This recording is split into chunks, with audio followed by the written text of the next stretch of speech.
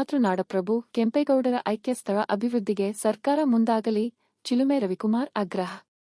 ಮಾಗಡಿ, ರಾಮನಗರ ಜಿಲ್ಲೆ. ಬೆಂಗಳೂರು ನಿರ್ಮಾತೃ ನಾಡಪ್ರಭು ಶ್ರೀ ಕೆಂಪೇಗೌಡರ ಐಕ್ಯವಾದ ಪುಣ್ಯ ಸ್ಥಳವಾಗಿರುವ ಕೆಂಪಾಪುರ ಗ್ರಾಮ, ಸೋಲೂರು ಹೋಬಳಿ, ಮಾಗಡಿ ತಾಲ್ಲೂಕಿನಲ್ಲಿ ಚಿಲುಮೆ ರವಿಕುಮಾರ್ ಫೌಂಡೇಶನ್ ವತಿಯಿಂದ ನಾಡಪ್ರಭು ಶ್ರೀ ಕೆಂಪೇಗೌಡರ 517ನೇ ಜಯಂತಿಯ ಅಂಗವಾಗಿ ವಿಶೇಷ ಸ್ವಚ್ಛತಾ, ಪೂಜಾ, ಶೈಕ್ಷಣಿಕ ಹಾಗೂ ಸಮಾಜಮುಖಿ ಕಾರ್ಯಕ್ರಮಗಳನ್ನು ಅದ್ದೂರಿಯಾಗಿ ಆಯೋಜಿಸಲಾಯಿತು.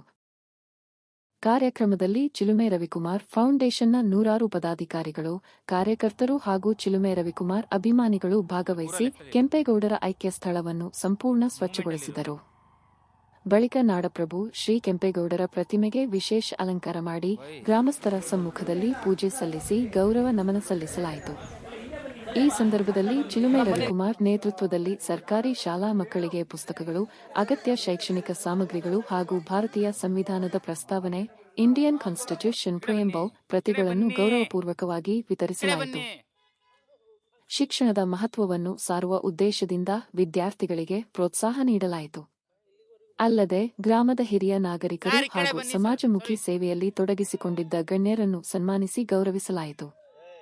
ಗ್ರಾಮಸ್ಥರಿಗೆ ಅನ್ನಸಂತರ್ಪಣೆ ಕಾರ್ಯಕ್ರಮವನ್ನು ಹಮ್ಮಿಕೊಂಡು ಸೇವೆ, ಸಹಕಾರ ಮತ್ತು ಮಾನವೀಯತೆಯ ಮೌಲ್ಯಗಳನ್ನು ಹಂಚಿಕೊಳ್ಳಲಾಯಿತು. ಕಾರ್ಯಕ್ರಮದಲ್ಲಿ ಮಾತನಾಡಿದ ಚಿಲುಮೆ ರವಿಕುಮಾರ್ ಅವರು, ಬೆಂಗಳೂರು ನಿರ್ಮಾತೃ ನಾಡಪ್ರಭು ಕೆಂಪೇಗೌಡರ ಐಕ್ಯ ಸ್ಥಳ ಇಂದು ಪಾಳು ಬಿದ್ದಿರುವುದು ಅತ್ಯಂತ ನೋವಿನ ಸಂಗತಿಯಾಗಿದೆ. ಈ ಹಿಂದೆಯೂ ನಮ್ಮ ತಂಡ ಇಲ್ಲಿ ಸ್ವಚ್ಛತಾ ಕಾರ್ಯಗಳನ್ನು ನಡೆಸಿ ಸರ್ಕಾರದ ಗಮನ ಸೆಳೆಯಲು ಪ್ರಯತ್ನಿಸಿತ್ತು. ಆದಾಗ್ಯೂ ಈ ಐತಿಹಾಸಿಕ ಸ್ಥಳದ ಅಭಿವೃದ್ಧಿಗೆ ಇನ್ನೂ ಸೂಕ್ತ ಕ್ರಮ ಕೈಗೊಳ್ಳದಿರುವುದು ಬೇಸರ ತಂದಿದೆ. ವರ್ಷಕ್ಕೊಮ್ಮೆ ಜಯಂತಿ ಆಚರಿಸುವುದಕ್ಕಿಂತ ಅವರ ಐಕ್ಯ ಸ್ಥಳವನ್ನು ಸಂರಕ್ಷಿಸಿ ಅಭಿವೃದ್ಧಿಪಡಿಸುವುದು ನಿಜವಾದ ಗೌರವವಾಗಿದೆ ಎಂದು ಹೇಳಿದರು. ಮುಂದುವರಿದು ಮಾತನಾಡಿದ ಅವರು, ಬೆಂಗಳೂರು ದಕ್ಷಿಣ ಜಿಲ್ಲೆಯವರೇ ಆದ ಮುಖ್ಯಮಂತ್ರಿ ಶ್ರೀ ಡಿ.ಕೆ.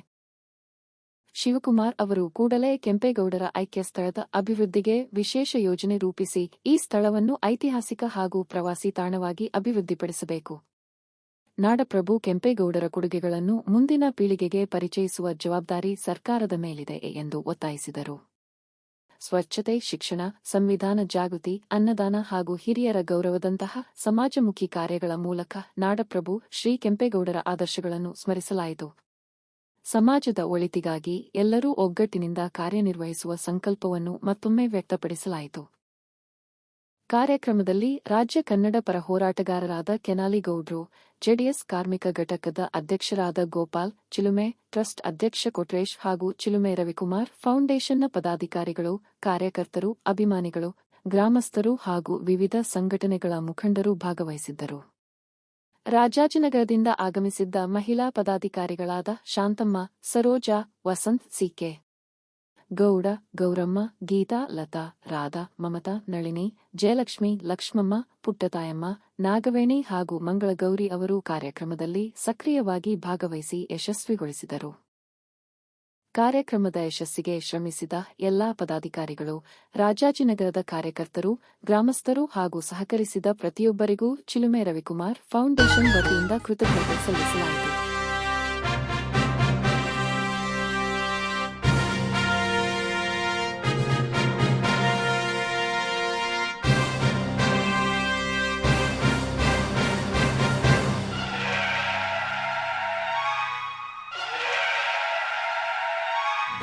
ಕಂಡ ಚಂಡ ಪ್ರಚಂಡ ಲೋಕವು ಕಂಡ ವೀರ ಮುಖಂಡ ಕನ್ನಡ ಕಂದ ಕನಸನು ಕಂಡ ಬೆಂಗಳೂರೆಂಬ ಸುಂದರ ಕಾಂಡ ಕೆಂಪೇಗೌಡ ಕೆಂಪೇಗೌಡ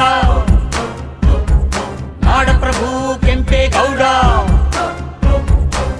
ನಾಡಪ್ರಭು ಕೆಂಪೇಗೌಡ ಶತ್ರು ಪಡೆಗೆ ನಿರ್ದಯಿ ಇವನು, ಮಿತ್ರ ಪಡೆಗೆ ಸಹೃದಯಿ ಇವನು, ಸರ್ವಧರ್ಮ ಸಮನ್ವಯ ಇವನು, ಪುರುಷ ಸಿಂಹ ಪರಾಕ್ರಮಿ ಇವನು, ಕರುನಾಡ ಮಣ್ಣ ಕಲಿ ಕಣ್ಮಣಿ ಮನೆ ಮಗನು ಕೆಂಪೇಗೌಡ ಕೆಂಪೇಗೌಡ ನಾಡಪ್ರಭು ಕೆಂಪೇಗೌಡ.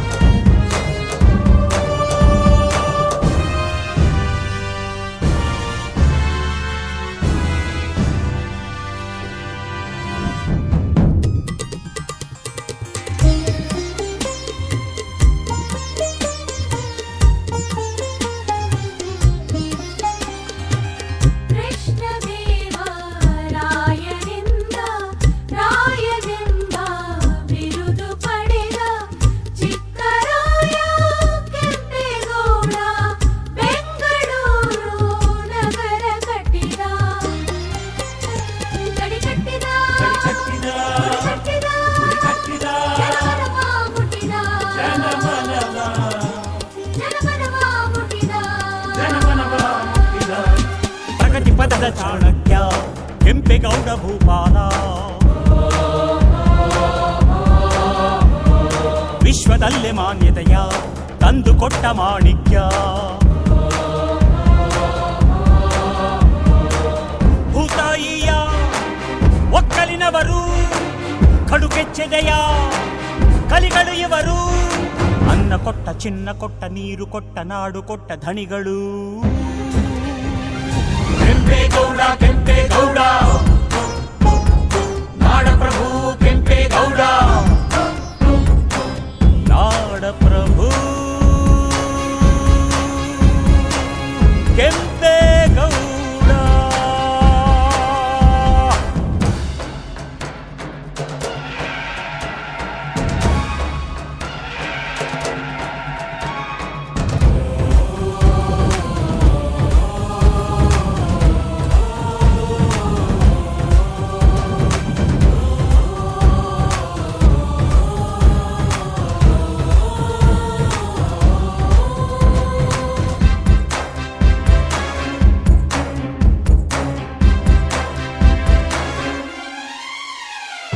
ರಾಯಭಾರಿ ಈ ರಾಯ ಸಂಸ್ಕೃತಿಯ ಭದ್ರ ಅಡಿಪಾಯ